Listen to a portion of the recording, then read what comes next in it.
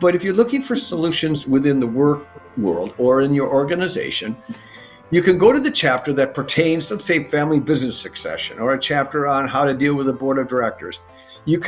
Every one of my columns has insights and interviews with people who led organizations and how they solve their creativity challenges or their problems. So it can be as much as a reference to find out how others have done it, so you can learn by their examples, because there is no one solution that fits all.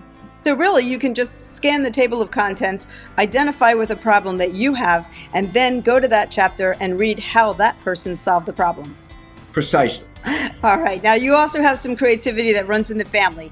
Your grandfather, as I understand, was a very successful mayor for over 25 years. In fact, he was featured on the cover of Time magazine.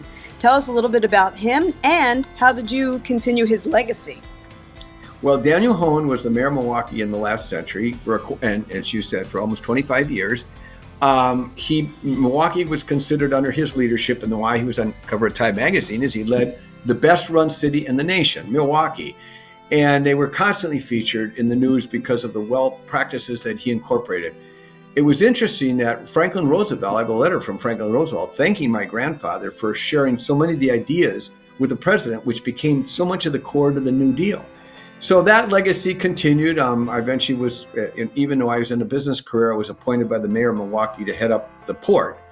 And the port itself was struggling. How do you turn around a struggling Great Lakes port? And that's part of in the book as well. It required a tremendous amount of creativity to turn a port around.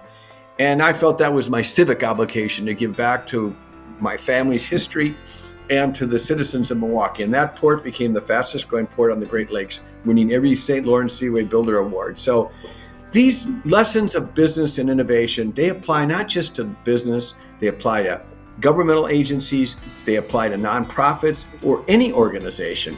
So that's incorporated in many of the chapters in the book.